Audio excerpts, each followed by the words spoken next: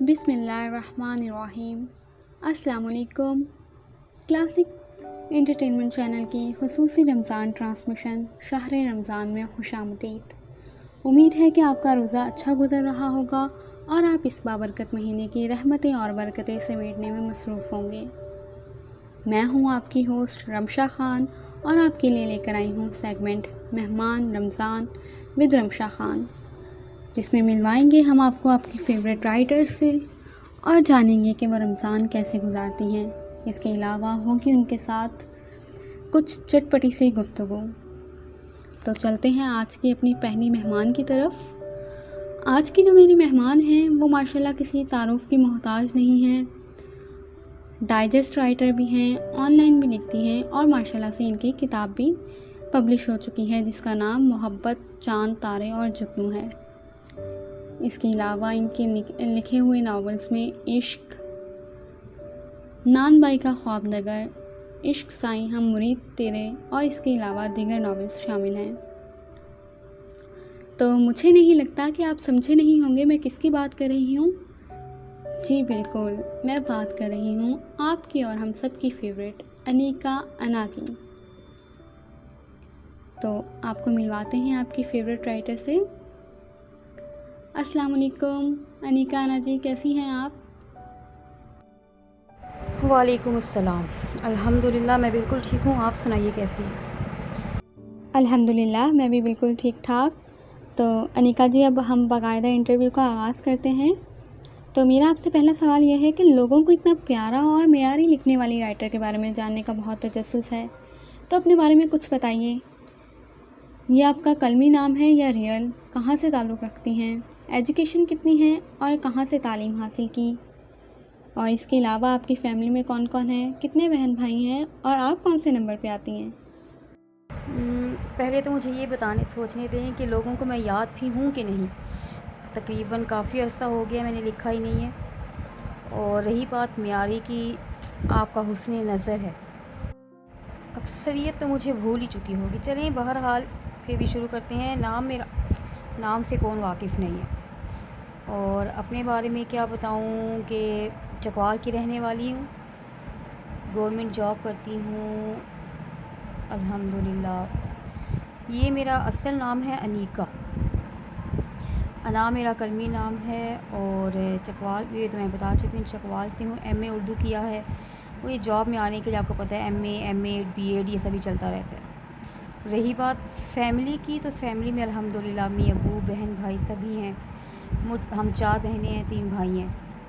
मुझसे छोटा एक भाई है, बाकी सब अपने अपने घर के हो चुके हैं। अनीका जी, आपसे मेरा अगला सवाल ये है जो कि आपके रीडर्स का तो फेवरेट क्वेश्चन होगा, क्योंकि हर रीडर को जानने का तजस्सुस होता है अपनी राइटर के बारे में कि आप मैरिड हैं, सिंगल हैं या फिर एंगेज्ड। वो पंजाबी में कहते हैं ना ढोला होसी ना रोला होसी। सिंगल हूँ। सही कहा आपने, सिंगल होना भी बहुत बड़ी नेमत है। तो आपसे मेरा अगला सवाल ये है कि अदब से कितना लगाव है? किसकी ऑनलाइन लिखाई को भी पढ़ती हैं या फिर सिर्फ खुद का लिखा ही पढ़ती हैं? अदब से कितना लगाव है? शेर व शायरी का बहुत ज़्यादा शौक़ है। करने का नहीं है, पढ़ने का है। हाँ, मसरूफ़ियत की वजह से थोड़ी सी शायरी पे तवज्जो कम हो गई है, पढ़ने पे। लेकिन जहाँ भी अच्छा शेर हो, अच्छी तहरीर हो, अपनी तरफ खुद ही खींच लेती है। सिर्फ अदब से लगाओ ये भी देखें कि तकरीबन 8वीं क्लास में थी तब से मुझे शेर व शायरी पसंद आना शुरू हो गई थी। और अब माशाल्लाह 8वीं क्लास के बच्चों को पढ़ाते पढ़ाते टाइम इतना गुजर गया। आजकल के बच्चों को तो खैर शौक़ ही नहीं है, ना शायरी का ना पढ़ने का। ऑनलाइन राइटर्स तक 2019 में मुझे पता भी नहीं था उस वक्त तक कि ऑनलाइन भी लोग लिख रहे हैं, फेसबुक पे राइटिंग हो रही है। मेरी दोस्त उस वक्त मैं अपनी दोस्त से पहली दफ़ा मिली थी, महविश। उससे मुलाकात हुई तो उसने भी डाइजेस्ट में लिखने का मौका मिलता रहता था, रिसाले में लिखती रहती थी। तो अनीका अन्ना को सभी जानते थे, इतना तो है। उसकी जब मुझसे मुलाकात हुई, उसने कहा कि तुम दोबारा लिखना शुरू करो, कि फ़ेसबुक पे राइटर्स के ग्रुप बने हुए हैं, वहाँ से लिखना शुरू करो। तो मैंने ऐसे उसके कहने पे एक अधूरा नावल पढ़ा था, इश्क साईं हम मुरीद तेरे। वो उसकी आखिरी किस्त दोबारा लिखी। और बाय ऐसे ग्रुप सर्च करते करते क्लासिक में एंट्री हुई। क्लासिक में अपना पहला नावल यही मैंने पोस्ट किया था, इश्क साईं हम मुरीद तेरे। फिर वही बात है, डाइजेस्ट में लिखने की वजह से अनीका तो बहुत गर्मजोशी से मेरा इस्तकबाल क्लासिक में किया गया, वो मैं भूल नहीं सकती माशाल्लाह। बहुत इज़्ज़त हौसला अफ़ज़ाई क्लासिक से मुझे मिली, सीमा से जो जा चुके हैं उनसे। ऑनलाइन राइटर्स में पढ़ने का इत्तेफ़ाक कम ही हुआ है, अलबत्ता सीमा को पढ़ा है, फ़रहत निशात मुस्तफ़ा का नावल पढ़ा है, उसके अलावा ज़रनाब का नावल मैंने पढ़ा था, फ़रियाल को थोड़ा बहुत, सायरा हैं, शुमाइला, जो आजकल के ज़्यादा नहीं पढ़ी, टाइम ही नहीं मिलता, या कि कह लें कि मूड नहीं बनता पढ़ने का इस तरह से। अनीका जी, मैंने देखा है कि लोग जो है ना वो ऑनलाइन राइटर्स को बहुत बुरा भला कह रहे होते हैं, उनके लिखे को चीप कह रहे होते हैं, इनके लिखे को गैर मयारी समझते हैं, तो आप इस बारे में क्या राय रखती हैं? ऑनलाइन राइटर्स को बुरा कहना ये वही है, जब मैं डाइजेस्ट पढ़ा करती थी 2005 से लेकर 2003 से लेकर 2015-16 तक मैंने तसलसल से पढ़े हैं, लिखा भी उनमें बहुत है, मतलब तबसरे, ख़त, सर्वे वगैरह में अनीका लाजमी शामिल होती थी। तो उस वक्त जैसा ये आजकल हमारे बड़े बड़े राइटर्स हैं, मुमताज़ मुफ्ती हैं, मैं नाम किसी का ना लेती, मतलब वो कहते थे कि डाइजेस्ट के जो राइटर्स होते हैं ना वो अच्छा नहीं लिखते। फिर दुनिया ने तरक्की की, अब देखें डाइजेस्ट के बाद ऑनलाइन राइटर का मीडियम आया, तो अब डाइजेस्ट राइटर्स वाले कहते हैं कि ऑनलाइन राइटर अच्छा नहीं लिखते, लेकिन ऐसा भी नहीं है जैसे हर डाइजेस्ट राइटर अच्छा नहीं लिखता, इस तरह हर ऑनलाइन राइटर अच्छा ना लिखे ये भी नहीं है। कुछ लोग हैं जिनकी वजह से हमारी ये ऑनलाइन राइटर्स वाली इंडस्ट्री जो है वो अच्छी खासी बदनाम हो जाती है, लेकिन वही बात है कि एक ही वजह से हम सबको गंदा नहीं कह सकते, सबको बुरा नहीं कह सकते। और जो अच्छा पढ़ने वाले हैं उन्हें ऑनलाइन राइटर्स में भी अच्छा मिल जाता है, जो बुरा पढ़ने वाले हैं उन्हें बुरा भी मिल जाता है। हर इंसान को हर जगह से अपनी पसंद की, अपनी मर्ज़ी की चीज़ मिल ही जाती है। जी बिल्कुल, आप सही कह रही हैं, ये तो इंसान की अपनी सोच पे होता है कि वो कैसा पढ़ना चाह रहा है, तो वो तो उसको मिल ही जाता है, चाहे वो डाइजेस्ट में ढूंढ ले या फिर ऑनलाइन राइटर्स की दुनिया में ढूंढ ले। तो अनीका जी, अगला सवाल मैं आपसे करूँगी कि क्लासिक का हिस्सा कैसे बनी और कितना अर्सा हो गया आपको क्लासिक के साथ काम करते हुए? का हिस्सा बनने का मैं आपको पहले बता चुकी हूँ कि जैसे महविश के कहने पर मैंने ऑनलाइन लिखने के लिए ग्रुप में रिक्वेस्ट भेजी, तो क्लासिक में से भी आई, फिर फरिश्ते ने पहचाना, सिद्रा, फिर सीमा ने मुझे, और तकरीबन कुछ ही महीने क्या बल्कि कुछ ही दिनों में सीमा ने मुझे ऑफिशियल राइटर बना दिया था। हालांकि मैंने इतना लिखा भी नहीं है, लेकिन ये बात है कि जब से 2019 अक्टूबर से या नवंबर में, मुझे सही तारीख़ तो याद नहीं है, लेकिन उस वक्त से मैं क्लासिक के साथ हूँ और अल्हम्दुलिल्लाह, बेशक थोड़ा लिखा है, कम लिखा है, जितना भी लिखा है ना क्लासिक के लिए ही लिखा है, और आगे भी क्लासिक के साथ ही लिखने का इरादा है, बाकी जो अल्लाह को मंजूर। अनीका जी, मुझे लगता है कि जो एक अच्छा राइटर होता है ना वो सबसे पहले एक अच्छा कारी होता है, तो एक कारी की हैसियत से आपकी पसंदीदा राइटर कौन सी हैं, और कोई ऐसा नावल जिसे पढ़ने के बाद आप काफ़ी दिन इसके सहर से ना निकल पाई हों? नावल्स लिखारी पहले एक अच्छा कारी, बिल्कुल, जो जितना अच्छा पढ़ता है उतना अच्छा लिखता है, जो अच्छा सुनता है वो अच्छा बोलता है। तो डाइजेस्ट जो मैं पढ़ा करती थी उस दौर में मुझे उमैरा अहमद बहुत पसंद थी, और उनके अलावा फ़हद इश्तियाक, समरा बुखारी, फ़ाइज़ा, एक लंबी लिस्ट है, लेकिन जो सबसे ज़्यादा पसंद थी ना उस वक्त में वो उमैरा अहमद थी। और उमैरा अहमद के जो नावल है अमर बेल, ये आपका जो आगे सवाल है कि नावल पढ़ने के बाद आप सहर से, तो उसमें अमर बेल का जो उमर जहांगीर है, अब यूँ समझ लें कि मुझे उस किरदार से ना इश्क है, जैसा भी था, करप्ट था, बुरा था, लेकिन मुझे बहुत पसंद है। और अगर मैंने कभी किसी की ख्वाहिश की कि कोई किरदार मेरे सामने आए तो वो वही है, उमर जहांगीर। कोई ऐसा नावल जिसे पढ़ने के बाद, जब टीनेज की उम्र थी ना, मतलब वही कहते हैं कि इंसान जवान हो रहा होता है तो ख्वाब और होते हैं, सोच और होती है, हर चीज़ अच्छी लगती है।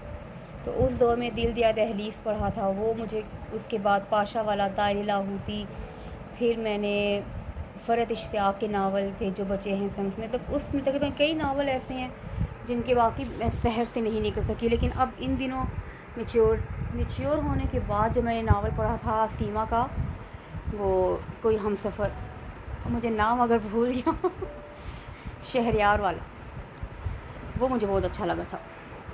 अनीका जी, अच्छा ये बताएं कि नावल्स का ताल्लुक़ जो है वो हकीकत की दुनिया से कितना होता है, क्या आपको कभी किसी की हकीकी ज़िंदगी पर लिखने का इत्तेफाक हुआ? छोटे लिखने का इत्तेफाक मतलब जैसे आप मेरी कोई नावल ले लें, किताब ले लें, पूरी एक कहानी सच्चे वाक़ये पे तो नहीं होगी। हाँ, मतलब उस कहानी में कोई वाक़या क्लिक कर जाता है ज़हन में तो वो कहानी बन जाती है। मतलब ऐसा अभी तक कुछ नहीं लिखा कि मैं कह सकूँ कि मेरी पूरी कहानी सच्चे वाक़ये पर है। हाँ, लेकिन 1-2 अफ़साने हैं जो मैंने अपनी आस-पास की ज़िंदगियों से देख के लिखे थे और वो जो अफ़साने मेरे डाइजेस्ट में शाया हुए थे। अब तक कितने नॉवेल्स लिख चुकी हैं और अब तक का कोई ऐसा नॉवेल जो आपकी तवक्कुआत से ज़्यादा क़ारीन में पसंद किया गया हो? और वैसे तो हर राइटर को अपना लिखा अच्छा ही लगता है, लेकिन कोई ऐसा नॉवेल जो बज़ाते ख़ुद आपको भी बहुत ज़्यादा पसंद हो और उसकी क्या वजह है, ये ज़रूर बताइए हमें। अपने लिखे नॉवेल्स में पहला नावल था मेरा इश्क साईं मुरीद तेरे, उसमें मुझे ज़र्द जहाँ बहुत अच्छा लगता था। फिर मेरा नावल आया था तमन्ना वसल की, उसमें वैसे मुझे डॉक्टर्स पर्सनली ना डॉक्टर्स इतना अट्रैक्ट नहीं करते, मुतासिर नहीं करते, तो लेकिन उसमें जो अदी इब्राहिम डॉक्टर बनाया था मैंने, उसका किरदार मुझे बहुत पसंद था और वो मैंने बहुत दिल से लिखा था। मतलब जिस तरह की उसकी नेचर दिखाई थी कि केयरिंग, मोहब्बत करने वाला, मुझे बहुत पसंद था। उसके अलावा फिर मेरी ई बुक आई थी दिल शिकन थे मोहब्बत के हाथ से, उसमें जो मैंने किरदार लिखा था बुरहान का, फिर उन चारों दोस्तों का, ख़ासकर बालाज का, वो सब किरदार मुझे बहुत पसंद है, एक-एक। अब आप किसी से पूछें कि आपको अपनी तख्लीक करदा कौन सी चीज़ ज़्यादा पसंद है, पसंद सारी हैं, लेकिन ज़्यादा कह लें कि बालाज का। उसके बाद एक और नावल, अब अल्लाह करे वो मुकम्मल हो जाए जल्दी, उसमें मैंने एक किरदार लिखना शुरू किया है, वो मुझे बहुत पसंद है। अभी बताऊँगी नहीं कौन सा किरदार है। आप अपने लिखे में लोगों को कोई पैगाम भी देती हैं या फिर सिर्फ फैंटेसी बेस्ड लिखती हैं? मैं कोई पैगाम देना चाहती हूँ कि नहीं, मैंने कभी गौर ही नहीं किया। हाँ, शायद कोई कारी बता सके। चलिए अब इन रवायती सवालों से हटके एक दो सवाल करते हैं आपसे कि अगर आम ज़िंदगी में हम अनीका जी को देखें तो वो कैसी होंगी और किस मिजाज की हामिल हैं, शौक़ हैं, संजीदा हैं? आम ज़िंदगी में मौके की मुनासबत से जो मुझे जानने वाले दोस्तों में शौक़ भी हूँ, अजनबियों में संजीदा भी हूँ, मतलब मूड के मुताबिक मिजाज बदलता रहता है, लेकिन ये है कि आप मुझे कह सकते हैं कि शौक़ हूँ, रंग खुशबू सब चीज़ें अच्छी लगती हैं, संजीदा भी हूँ हालात के मुताबिक।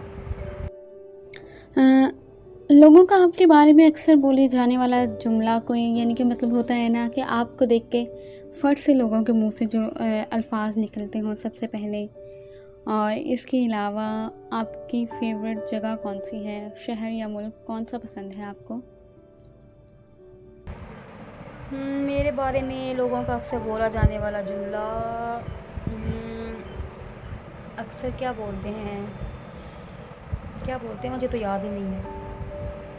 ज़हीन कहते हैं अक्सर। खूबसूरत भी हूँ अल्हम्दुलिल्लाह। और पसंदीदा जगह, शहर, मुल्क तो अपना पाकिस्तान, इससे बढ़ के कुछ नहीं है, पहचान है। और शहर में मेरी बहनें मतलब एक लिया वाली साइड पे होती हैं, एक सरगोदा होती हैं, उनके घर। लेकिन जो मैं कहती हूँ अब ये इस वक्त आके ना, जो जगह सुकून अपने शहर में, अपने घर में है, वो दुनिया के किसी कोने में नहीं है। वैसे पसंदीदा शहर मेरा कराची में बहुत दिल करता है मैं कोयटा देखूं और गिलगित बल्तिस्तान देखूं, अगर देखने की बात है। आपका फेवरेट कलर कौन सा है और खाने में क्या पसंद है आपको? पसंदीदा रंग काला और सुर्ख। खाना मीठा बहुत पसंद है, चॉकलेट बहुत पसंद है, चावल खा लेती हूँ, मछली खाने में तक सब्ज़ियाँ ज़्यादा पसंद नहीं है। कुकिंग से कितना लगाव है आपको? और अगर आम ज़िंदगी में देखें तो अनीका अनाची जो हैं वो सनीका शौहर बच्ची हैं या फिर फोहड़ हैं मेरी तरह? कुकिंग बहुत पसंद, कुकिंग भी करती हूँ, लेकिन मुझे बेकिंग का बहुत शौक़ है। अब वो नावल लिखा था मैंने नान बाई का ख्वाब नगर, समझ लें कि जिस तरह उसमें वो सबकतगीर ख्वाब देखता है कि मैंने अपनी बेकरी बनानी है, तो अंदर कहीं दिल में ये ख्वाब है कि काश मैं भी इतनी अच्छी बेकिंग करूँ। टीवी पे देखती हूँ जब लोगों को इतने अच्छे केक बना रहे हैं, बेकरी कर रहे हैं, बेकिंग कर रहे हैं, मेरा भी दिल करता है। हाँ, लेकिन यह है कि मेरे हाथ के खाने वाली कुकिंग जायका भी है और सब तारीफ़ भी बहुत करते हैं। बेकिंग की, कुकिंग की, लेकिन मुझे अपने हाथ के केक पसंद ही नहीं आते। और आम ज़िंदगी में फ़ोहर भी हूँ, सलीका शौहर भी। मेरे कमरे का हाल देखेंगे तो आप कहेंगे कि नीका बहुत फ़ोहर है। हाँ, जब सफाई कर लेती हूँ फिर सलीका बंद हो जाती है। लेकिन ये है कि काम, किसी और का काम किया पसंद नहीं आता, मुझे अकेले काम करना ज़्यादा अच्छा लगता है। लिबास के मामले में चूज़ी हैं या फिर जो मिले वो पहन लेती हैं चुप करके? लिबास के मामले में बहुत चूज़ी हूँ, जॉब की वजह से भी और वैसे भी। मेरे दो जो ज़्यादा शौक़ हैं, कपड़े जूते। आधी सैलरी मेरी कपड़ों या जूतों पे लगती है। अच्छे कपड़े पहनने का शौक़ है और ज़्यादातर मतलब वही हमारा जो रिवायती लिबास है, शलवार कमीज़ ही। हाँ, अक्सर कभी ऐसा हुआ है कि कभी डिज़ाइन देख के शौक़ चढ़ा के फ़्रॉक बना लूँ, लेकिन पसंद ही नहीं आता पहना हुआ, तो ज़्यादातर शलवार कमीज़ ही। ये समझे चूज़ी नहीं, हाँ चूज़ी भी कह सकते हैं। अच्छा, कभी ऐसा हुआ कि अपने लिखे हुए किसी किरदार से हकीकत में मिलने का इत्तेफाक हुआ हो? कभी ऐसा हुआ अपने लिखे हुए किसी किरदार से मिलने का दिल करे, तो अब मैं एक नावल लिख रही हूँ, उसमें 2 किरदार हैं, उनसे मेरा दिल करेगा मैं मिलूँ। और फिर पीछे मेरी ई बुक में थी मोहब्बत, दिल शिकन थी मोहब्बत के हाथ से, उसके जो किरदार था बालाज, उससे वो मैं कहती हूँ मिल लूँ कभी। सोशल हैं या फिर तन्हा रहना ज़्यादा पसंद करती हैं आप? ज़्यादा सोशल नहीं हूँ, मतलब स्कूल जॉब के अलावा जो रूटीन लाइफ रहती है उसके अलावा मैं ज़्यादा लोगों से मिलना पसंद नहीं करती। हाँ, दोस्तों के साथ रहना, लेकिन जो फ़ुज़ूल की गॉसिप्स होती हैं वो मेरी आदत नहीं है। वो क्या कर रही हैं, मुझे ना किसी की टोल लेने की आदत है, क्योंकि वो ऐसे क्यों कर रही हैं, वो ऐसे क्यों बैठे हैं, अल्हम्दुलिल्लाह ऐसी आदत नहीं है। कह सकती हैं कि मैं अपने आप अकेला रहना पसंद करती हूँ। अगला सवाल ये है कि लोगों से मिलते वक्त सबसे पहले क्या चीज़ नोट करती हैं और किस तरह के लोगों से आप जो हैं वो दूर भागती हैं? लोगों से मिलते हुए उनका लबो लहजा, बोलते कैसे हैं, आवाज़ कैसी है, और तंज़ करने वाले लोगों से जो बिलावजह मामलात में टांग अड़ाते हैं और ऐसी बातें, मतलब लोगों की ज़िंदगी में क्या चल रहा है, मेरी आदत नहीं है मुदाखलत करने की किसी की ज़ातियात में। किसी ने जो बताया सुन लिया, जो नहीं बताया चुप।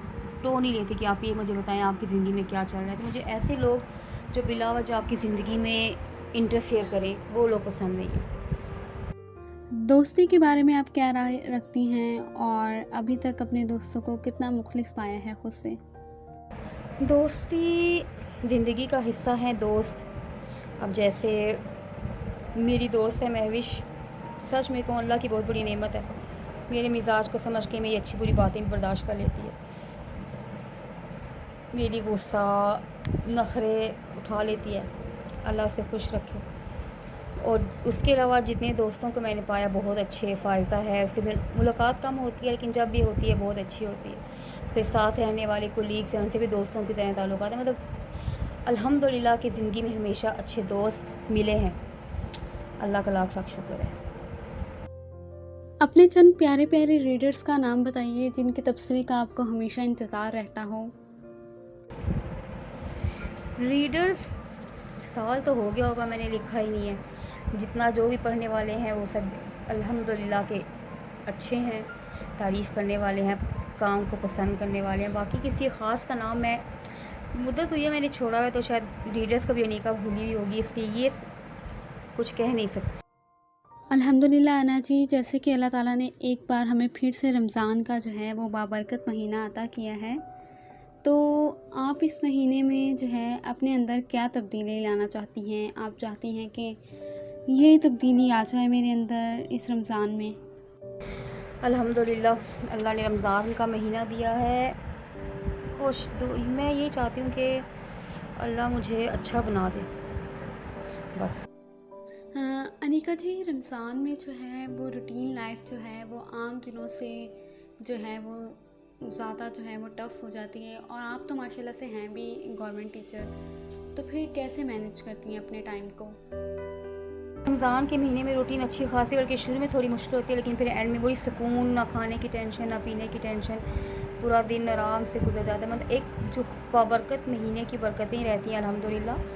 तो टाइम कैसे मैनेज करती हैं? जॉब के बाद घर में मेरे अब अम्मी अब्बू भी घर पे नहीं है, गए हुए हैं, तो करने को मेरे पास ऐसा कोई काम नहीं होता। अफ्तारी वगैरह भाभी के ज़िम्मे वही करती हैं, तो मैं समझें कि वेली कपड़े सिलाई, थोड़ा बहुत लिखने का काम कर लूँगी अब अल्लाह करे, जो बाकी जो इबादतें वगैरह होती हैं। उसके अलावा तो अल्हम्दुलिल्लाह कि टाइम को मैनेज करना मेरे लिए मुश्किल नहीं होता। इस लिहाज से जो थकावट या काम होता है मेरा दिमाग ही होता है, वो मैं खुद ही, दिमाग मेरा कहता है मैं थक गई, मैं थक गई। रमज़ान में ऐसी कौन सी डिश है जो आपके घर वाले आपसे फरमाइश करते हैं कि भाई ये तो अनीका के हाथ की खानी है, और आपको भी बहुत मज़ा आता हो उसको बनाने में? मैं कुछ पकाती नहीं हूँ, ना घर में कोई ऐसा है जो फरमाइशें करें, इसलिए ये सवाल का जवाब यहीं पे ख़त्म। सपोज़ करें अनीका जी कि अगर कोई आपके लिखने पे पाबंदी लगा दे तो फिर आप क्या करेंगी? मेरे लिखने पे पाबंदी कौन लगाएगा? अम्मा अब्बा कभी ने कभी लगानी नहीं है। छोटे होते जब अब्बू रिसाले नहीं पढ़ने देते थे तो उस वक्त भी अम्मी ने सपोर्ट किया पढ़ने लिखने पे। अम्मी तो ऐसी कोई नहीं थी, अब भी कोई नहीं लगाएगा। हाँ, और बता अगर कोई पाबंदी लगा दे तो पता नहीं क्या होगा, सोचा ही नहीं है क्या हो सकता है। अक्सर देखा गया है कि फेमस होने के बाद जो है ना वो लोग मगरूर हो जाते हैं, तो आप इस बारे में क्या राय रखती हैं? आपकी तो माशाल्लाह ख़ुद की अपनी बुक पब्लिश हो चुकी है, तो क्या आप भी मगरूर हो गई हैं अपनी बुक के पब्लिश होने के बाद? हाय अल्हम्दुलिल्लाह, शोहरत ने मगरूर नहीं किया, लेकिन यकीन ही नहीं आता कि लोग मुझे इतना जानते हैं। किताब छप गई है, पहले भी जानते थे अल्हम्दुलिल्लाह, अब ज़्यादा किताब। फिर वो बात है साहिब किताब होना एज़ाज़ की बात है, अल्लाह का शुक्र है। लेकिन ये अल्हम्दुलिल्लाह मुझ में गरूर नहीं आया, गरूर अल्लाह ना करे कभी आए। अनीका जी, एक लम्हे को सोचें कि आपको जो है वो अलादीन का चिराग मिल जाए, तो आप सबसे पहली फरमाइश क्या करेंगे उससे? हाय अलादीन का चिराग मिले सही, फिर लिस्ट बना के रखूँगी कि कौन कौन सी ख्वाहिशें पूरी करनी है। सबसे पहली ख्वाहिश क्या होगी, अमेरिका का वीज़ा दे दे। और क्यों दे दे ये मैं आपको फिर बताऊँगी, अभी नहीं बताना। चलिए ठीक है, ज़रूर बताइएगा कि क्यों चाहिए आपको अमेरिका का वीज़ा। और अगला सवाल मेरा ये है कि सिर्फ राइटिंग की हद तक ही शौक़ है या फिर एडिटिंग से भी लगाव रखती हैं? राइटिंग की हद तक शौक़ है, एडिटिंग दिल वो मेरी आदत है। मैं कहती हूँ कि मुझे हर काम आए, तो इस आदत की वजह से ना मेरा दिल करता है कि मुझे भी एडिटिंग आनी चाहिए। लेकिन जिस तरह वो कहे ना कि बंदा शौक़ से काम करे, वो नहीं। हाँ, ये कि दिल करता है कभी कभी एडिटिंग करने को, लेकिन की कभी नहीं है।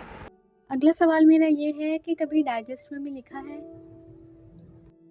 डाइजेस्ट में भी लिखा है, क्यों नहीं लिखा। 3-4 अफसाने शाया हुए हैं, नावलेट शाया हुआ है, और अनीका अना का नाम डाइजेस्ट में तो सभी लोग जानते हैं अल्हम्दुलिल्लाह। माशाल्लाह से अल्लाह ताला आपको इसी तरह और ढेरों कामयाबी अता करे। तो अनीका जी, इंटरव्यू के इख्तिताम में आप अपने सुनने वालों को रमज़ान स्पेशल कोई पैगाम देना चाहेंगी? सुनने वालों को रमज़ान के मुतालिक ये पैगाम दूंगी कि अपनी दुआओं में मुझे भी याद रखिएगा कि अल्लाह ताला मेरी दिली मुरादें पूरी करे और आप सबको खुश रखे, आबाद रखे। अनीका जी, बहुत अच्छा लगा आपके साथ बात करके, बहुत मज़े की गुफ्तगू हुई। दिल तो नहीं चाह रहा है लेकिन इंटरव्यू का इख्तिताम करना है, काफ़ी लंबा इंटरव्यू हो गया है। तो अल्लाह ताला आपको मज़ीद ऐसी ढेरों कामयाबियाँ अता करें, आमीन। अपने कीमती वक्त में से हमें टाइम देने का बेहद शुक्रिया। अल्लाह हाफिज़। बहुत शुक्रिया कि आपने मुझे इंटरव्यू के लिए कहा। अल्लाह आपको भी खुश रखे। शुक्रिया, अल्लाह हाफिज़। जी तो फ्रेंड्स, ये थी आज की हमारी पहली मेहमान अनीका अना, और हमें तो बहुत मज़ा आया इनसे गुफ्तगू करके। तो आपको कैसा लगा इनका इंटरव्यू सुनकर कमेंट सेक्शन में ज़रूर बताइएगा। और इंशाल्लाह ये रमज़ान ट्रांसमिशन हम लोग इसी तरह रोज़ आपके लिए लेकर आते रहेंगे। और आप कमेंट सेक्शन में बताइए कि अगली राइटर जो हैं वो कौन सी होंगी जिनसे आप मिलना चाहते हैं। और इसके साथ साथ हमारी वीडियो को कीजिए लाइक, चैनल को कीजिए सब्सक्राइब, और बेल आइकन के बटन को दबाना हरगिज़ मत भूलिएगा, ताकि हर राइटर का इंटरव्यू आपको टाइम पे मिल सके। अब इजाज़त दीजिए, इंशाल्लाह आपसे मुलाकात होगी कल, सेम टाइम सेम चैनल। जब तक के लिए खुश रहें, खुशियाँ बांटें। अल्लाह निगहबान।